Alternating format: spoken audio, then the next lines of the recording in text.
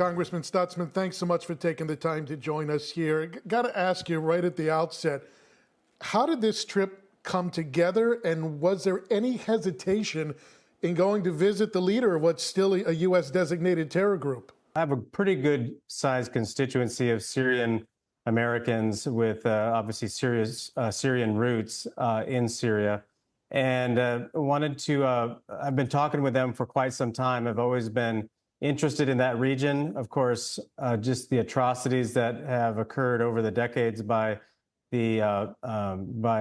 Assad and his father, and the fact that we weren't seeing this going a positive direction until just recently. And so as we were talking about this new opportunity in Syria, I felt that it was important that the Syrians had a voice here in America, and that these opportunities only come maybe one time in a generation, where there's going to be a new leader for a country that just has been under a dictatorship. So, of course, with al-Shara's dubious background, I wanted to not only see what was happening inside the country, but also hoping to have the opportunity to meet with the new president of Syria.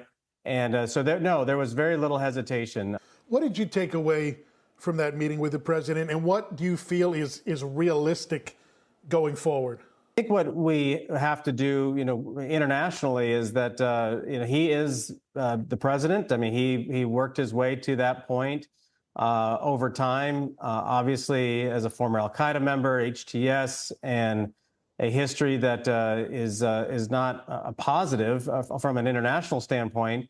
But he is there, and so as I had the chance to meet with him in his office.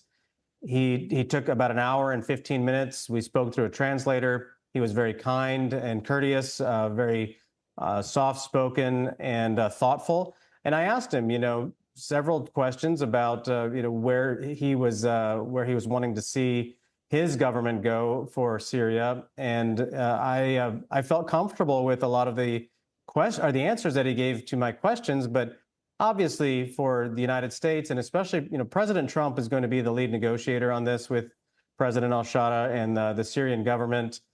President Trump is the strongest negotiator, and I believe he's one of the reasons why Assad is no longer in power, is because of the decisions that President Trump made back in 2018 when he didn't bomb the city of Idlib.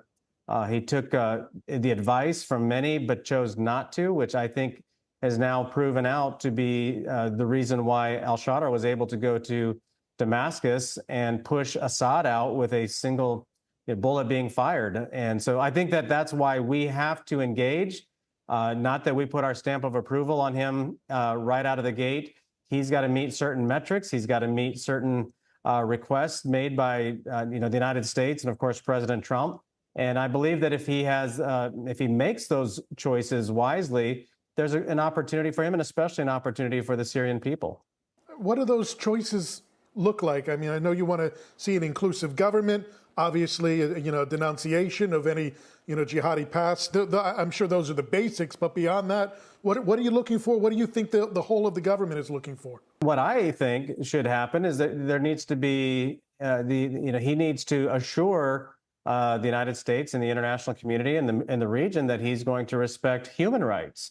He's going to respect, women's rights, religious rights, and the rights of every human being that's in Syria. There is a sense of optimism and a sense of hope with the new government, and we were never closed off from anything that I'm aware of. We were able to see Assad's prison and to see the atrocities and the leftovers that are there in Sidnaya that just remind us of Holocaust prisons where people were beaten and brutally tortured and killed.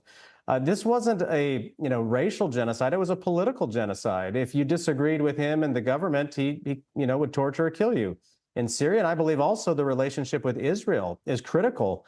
That there needs to be a friendly relationship with Israel, and he even mentioned that they would be open to the Abraham Accords that President Trump led in his previous term, and the fact that he's reaching out to Qatar and to the UAE and Saudi Arabia. I think are all positive signs. But again, it's a trust but verify, and also there has to be an expectation of steps taken to where he not only respects his neighbors but respects his own people. Let's talk about that on the trust but verify mechanism. And a lot of the world is approaching this situation with cautious optimism. But one country that isn't is Israel. They say once a jihadi, always a jihadi. And President al-Sharaa is essentially fooling the world. With him reaching out, with him at least floating the possibility of joining the Abraham Accords, what would your message be to the Israeli government, who seem to be approaching this with such cautiousness at this point? I don't blame the Israeli government or the United States government. We should all be very skeptical and cautious. I myself am the same. But having people reaching out to me and saying, what, we at least have an opportunity here. Find a perfect replacement for Assad in that region is not an easy thing to do. But you look at some of the unique factors. His military, he doesn't have like a strong military. He has militias that he's pulling together. He talked to me about trade. He talked to me about commerce and the fact that Syria could be a great location for trade lines, whether it's rail, truck lines, and tourism. Of course, Damascus is one of the holy cities for many religious folks. And so me being a Christian, I thoroughly enjoyed the fact that I got to go see Damascus, but also got to see the people and the culture there. He told me that he's done several things that have helped the West already by pushing the Iranians out and also pushing Hezbollah out. And so with the steps he's taking with his ministers, I met 4 of the ministers that he's going to have in his government, was very impressed. One of them is a female lady or a female Christian, and she's just a wonderful lady. She took us on part of the tour through Damascus. I met with the Minister of Communications and Technology, another very sharp gentleman who just assured me that he was skeptical at first, but I think that's where a lot of people are at in Syria, and rightly so, especially after living under a dictatorship for 50 years. Everybody's skeptical of who the next leader is.